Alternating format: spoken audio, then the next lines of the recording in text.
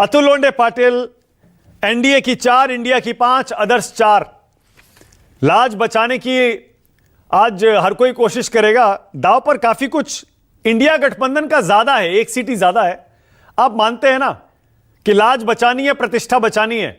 ऐसा ना हो कि यहां अगर उल्टा पड़ गया और सीटें कुछ हाथ से निकल गई तो लोग कहेंगे लोकसभा चुनाव में जो हुआ उससे उल्टा हो रहा है।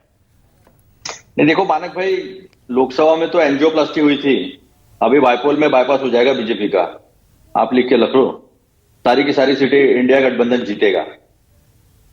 अभी हमारा लाइव शुरू होने से पहले आपके यहाँ प्रोग्राम चल रहा था और आपके ही रिपोर्टर लोगों से बातचीत कर रहे थे, वो दिल्ली में, और लोगों ने हाँ दिल्ली में, और दिल्ली का लोग बता रहे थे हिमाचल की तीनों सीट हम जीत जाएंगे, एमपी की सीट हम जीत जाएंगे। क्योंकि सबको पता चला है लोकसभा के बाद कि अभी हवा किस तरफ है और किस तरफ से फायदा हो सकता है, कौन सच्चा है कौन झूठा है, ये सब सामने आ चुका है। तो एंजियोप्लास्टी के बाद में आप देखना सीधा बाईपास जो है यहां पर होगा और यूपी में भी होगा। तो डरने की कोई बात नहीं, लाज बचाने की बात नहीं है। बाईपास होने वाला है, वो आप देखिए। बाईपास करेंगे।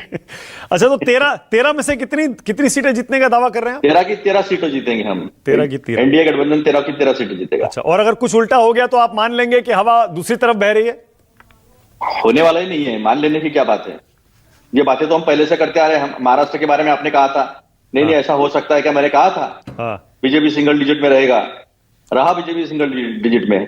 देखिए हिमाचल में आप बार बार एक महाराष्ट्र उठा लेते हैं या बंगाल उठा लेते हैं, आप बाकी राज्य भूल जाते हैं जहां जो आपने कहा था उसका उल्टा हुआ। याद दिलाऊं आपको कहां उल्टा हुआ जहां आप कह रहे थे हम जीतेंगे? देखिए यूपी में भी अच्छा हुआ ना। हाँ, अभी यूपी में भी 10 का 10 होगा, बाईपास हो जाएगा वहां पर भी। अच्छा, आप देखिए जैसा अभी हमने कर्नाटक में वायदे किए थे, पूरे के पूरे वायदे पूरे हुए। ओपीएस भी हमने कर्नाटक में दे दिया। हिमाचल में एप्पल के किसान के साथ हमने न्याय किया, हमने वहां पर भी ओपीएस दिया। 1500 रुपए जो है महिलाओं को मिल रहे, और रिक्रूटमेंट के बाद जो है रिक्रूटमेंट शुरू हो गई है, रिक्रूटमेंट भी पूरी हो जाएगी। 1 लाख जो कहा था आखिरी तक पूरे 5 साल में 1 लाख का रिक्रूटमेंट भी हम करा देंगे। हमने तेलंगाना में पहली कैबिनेट में साइन किया। इन्होंने कहां वादे किए और कहां पूरे किए? कभी कुछ पूरे नहीं किए। मोदी जी के गारंटी को वारंटी नहीं है, देश को पता चल चुका है। सिर्फ फर्ज नंबर्स, फर्ज अकाउंट्स, झूठ बोलना, अलग अलग तरीके फिगर देना, तो ये लोगों को समझ में आ चुका है।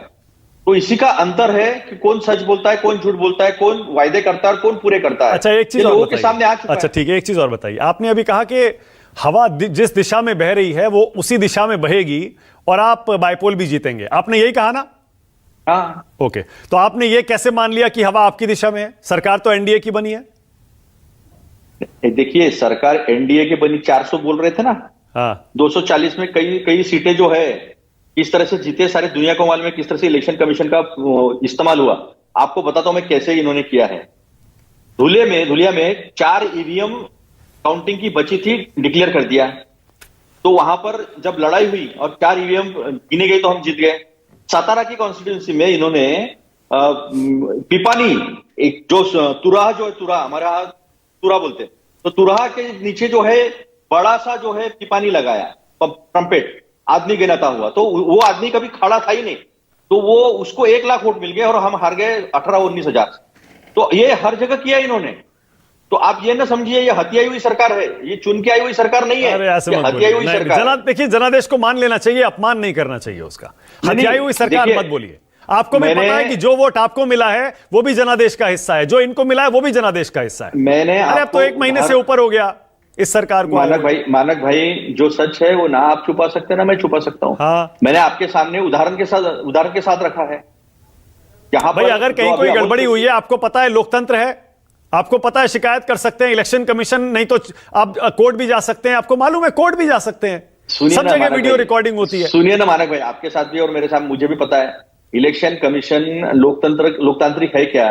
इलेक्शन कमीशन में चीफ जस्टिस ऑफ इंडिया, एक लीडर ऑफ अपोजिशन और प्राइम मिनिस्टर, उसमें से चीफ जस्टिस ऑफ इंडिया को हटा एक कर दिया। मैं ये मान के चल रहा था इलेक्शन कमीशन अगर नहीं इनका सुन के कर रहा है, ऐसा अगर आपको लगता होगा तो इलेक्शन कमीशन तो नहीं, मैं कह रहा हूं, देखिए पूरा देश बल्कि सब ये मान रहे थे। अरे अतुल भाई, सब ये मान रहे थे। 233 सीटें आ गई आपकी, बीजेपी को आप बहुमत के आंकड़े से 32 सीटें कम ले आए। अब तो कम से कम ये मान लीजिए कि हाँ, इलेक्शन जो हुआ है फेयर इलेक्शन हुआ है। अभी भी आप मानने को तैयार नहीं है। जब तक आप जीतेंगे नहीं तब तक आप नहीं मानेंगे कि इलेक्शन देखिए फेयर हुआ। मानक जी देखिए, ऊपरी ऊपरी आरोप करना एक और बात होती है, और मैं उदाहरण के साथ आपके सामने बातें रख रहा हूं, तो मैं सिर्फ केवल आरोप नहीं कर रहा हूं। जो हुआ है, जो किया गया है, वो सबके अच्छा, सामने चलिए है। ठीक है, ओके। और सबके सामने हम रख रहे हैं ना, हम चलिए। कोई ऊपरी तो बात नहीं कर रहे। ऊपरी चलिए बात ठीक है, ओके, ऑलराइट। के शर्मा, मैं झूठ बोल रहा हूं तो मुझे झूठ साबित कर दो। नहीं, मैंने ये कहा, देखिए कहीं कोई शिकायत, कहीं गड़बड़ी की कोई शिकायत किसी भी उम्मीदवार की, किसी की पार्टी की है, तो पता है आपको एक प्रोसीजर होता है, लोकतंत्र है, तरीका है, हर चीज का तरीका होता है। अगर इलेक्शन कमीशन पर आपको भरोसा नहीं है, कोर्ट भी आप जा सकते हैं, सब कुछ होता है। आपके पास जो सबूत है वो आप मीडिया में रख सकते हैं, उससे दबाव भी बनता है, लोकतंत्र है। रखा है सब। सुनिए, आज बताता हूं। उज्जवल निकम के और अमोल कीर्तिकर के चुनाव में फिर से जो बैलेट पेपर जो है उसको फिर से गिना गया। 121 जो कैंसिल हो चुके थे पहले, वो वोट को फिर से गिनवा के उनको जिताया गया। अरे वहां पर काफी हल्ला हुआ। अरे महाराष्ट्र में इतना अच्छा प्रदर्शन आप कर रहा है, अब तो छोड़ दीजिए। के शर्मा, के आपकी बारी है, बोलिए। चुपती नहीं ना भाई, पहले बायपोल पर बोलिए के शर्मा।